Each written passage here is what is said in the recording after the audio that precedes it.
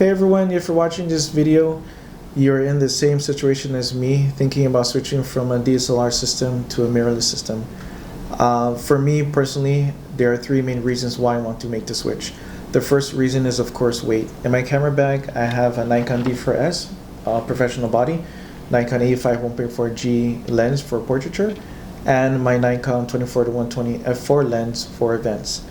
At the end of the day, when I'm doing events, I do feel the strain on my body. Sometimes just going to do a school assignment that I work for, just my camera bag, I do feel the weight on my shoulder.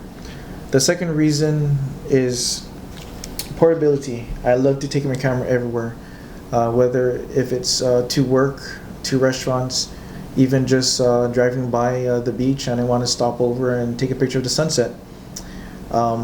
It's very good, very convenient to have your camera with you. Sometimes having a big DSLR system such as a Nikon D4S does draw some attention. At a restaurant, the waiter may look at your camera first before he looks at you to take your order. Sometimes people always ask me, "Oh, are you shooting for a newspaper? Are you doing this for a company? Oh, who do you work for?" And I'm just like a hobbyist / enthusiast, and sometimes I get tired of people thinking I'm out on assignment for a company. So it's really good to have a small form factor you can take anywhere with you. The third reason being its image quality. I was really surprised to find out that the image quality of mirrorless now, it's really great. The Sony A7R II at DxOMark has the best sensor right now on the rankings. It is rated #1. The Fuji X-T1 has on the internet, when you read all the reviews, everyone argues and says this is the best crop sensor right now in the mirrorless camera. And so I've narrowed it down to these two cameras, the Fuji X-T1 and the Sony A7R II, on which one I should get. And first impressions, these cameras are very sleek, looks really great. The Fuji has a good retro style to it, dials are on the top. The Sony A7R II, what I like about it, it fits really great in my hands. And so I do mostly portraiture for a lot of local Guam models here on the island, and I can't really decide on just by first impressions, just by looks alone. I need to take these two cameras out on the field, use it, see what works best for me, and at the end of the day, in a couple hours I'm going to be doing a photo shoot. I'm going to decide which camera I should jump into, either the Fuji or the Sony A7R II. Hey everyone, we are here at Aspen Beach Park, located on Guam, USA. I have with me today the Sony A7R II mirrorless camera system and the Fuji X-T1, also mirrorless camera system. Like I said earlier, I cannot just go by first impressions, looks, or features. I have to actually use this during a photo shoot, since my photography is mostly portraiture. So today I have with me the very pretty Selena. Hi, I'm Selena and I'll be the model for today. Thank you. So I'm going to start first by using a Sony A7R II.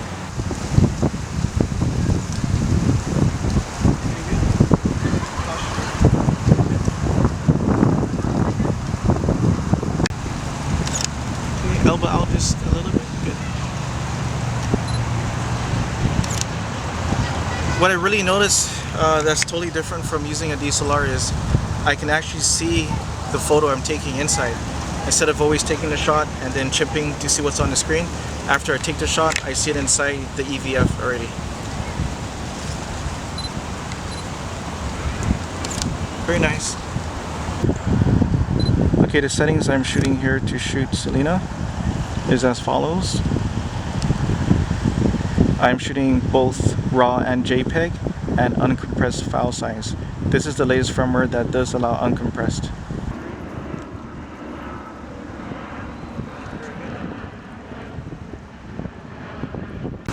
I noticed the electronic viewfinder in the Fuji is a little dimmer versus the Sony, so I went inside and checked the settings and everything is zeroed out. I think I may prefer the Sony A7R II's viewfinder to this viewfinder. Let's use your right hand and just put it on your jeans just like that. Good. On 3. 1, 2, and 3. You're good. Alright, it's a really great picture. I'm using the adapter, the LA EA4 adapter, to adapt this A-mount Zeiss 85 1.4 lens. As of right now, Sony doesn't have any really great portrait lens for me to switch over to the Sony side fully. So that's why I was evaluating the Fuji and the Sony. Sometimes the shutter speed did max out at 1/8000, and sometimes the photo was a little bit overexposed. So I think the Fuji, for using a nice portrait lens like the 56 1.2, is better in this lighting situation where the electronic shutter will actually cut off some of the light. Now we have video. Left is the A7R II, right is the X-T1. I like the colors on the right hand side for the Fuji. The Sony, of course, looks really great for video. Really nice quality. I had a great photo shoot today. I loved using both the Sony A7R II. I love the viewfinder in that camera. I love the 85 1.4 Zeiss. The thing I liked about the Fuji X-T1 is it has that electronic shutter. I can use 1.2 in broad daylight. I love the way it feels in my hands, and it's a very easy to use camera. So I'm going to go back home. I'm going to look at both files on my computer, and then I'm going to make my decision on which camera to get. I had a fun shoot, and it was a great learning experience knowing about the different qualities of each camera.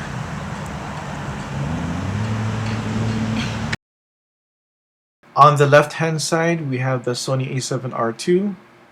The right hand side is the Fuji X-T1, and right away it seems that the Fuji is a little warmer on the auto white balance, and the Sony A7R II is a little bit cooler. For some reason, I've noticed on Sony cameras the auto white balance isn't as great as Nikon and some other camera brands, but the latest firmware in the Sony A7R II does improve the white balance. Let's zoom in to Selena's eyes. Wow, I can clearly see that to my eyes the Fuji X-T1 on the 16-55 zoom lens 2.8 is sharper. Remember, we are comparing a crop sensor on the right hand side and a full frame 42 megapixel sensor on the left hand side. The Fuji's crop is 16 megapixels. Let's zoom back out. Remember, on a crop sensor the field of view is different from a full frame sensor, and 2.8 will look like the bokeh will kind of look like aperture f4 on a full frame, but it seems here that the bokeh is very good for this lens. Here we have portrait lenses on both the A7R II and the Fujifilm X-T1. Sorry I did not get a identical pose or shot, but the Sony is looking really warm in the light on the left hand side. Very nice lens. The Zeiss 85 1.4 Zeiss is nice.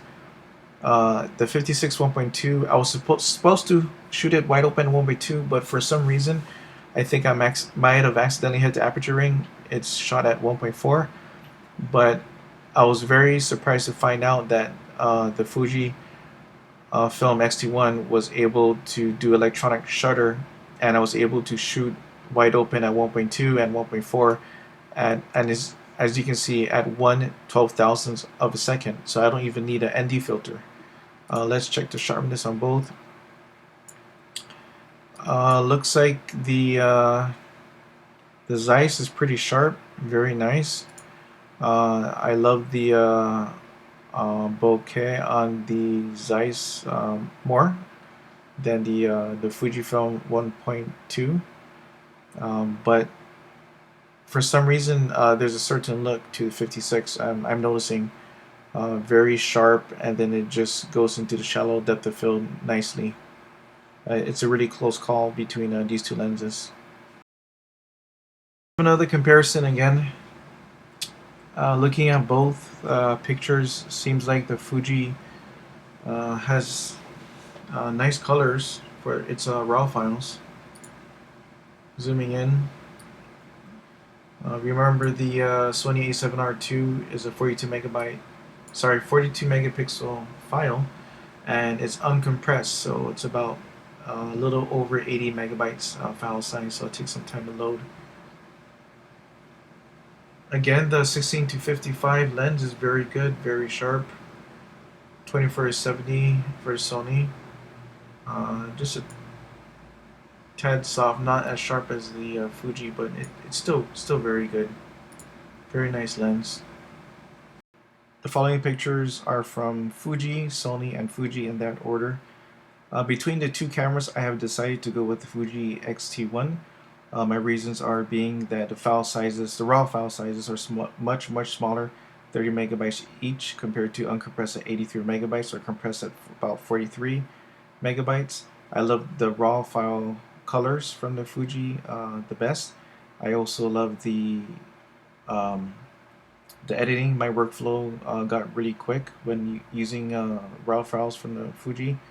I also love the electronic shutter. I'm able to shoot wide open, 1.2 in broad daylight, and I shoot mostly portraiture. Fuji has a great selection of lenses that Sony does not have as of yet for portraiture that I do. Another great reason is Fuji gives me the best value for image quality. I am selling my Nikon system, and I would net about $6,200.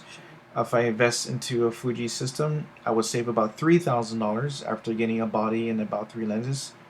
For that $6,200, if I get into a Sony A7R II system, body alone is about $3,300, and I can most likely only afford 2 lenses for the leftover $3,000. Thank you for watching this video on my decision from switching from a DSLR system to mirrorless system. If you're in the same situation as I am, I hope this video does help you find which mirrorless system to go with.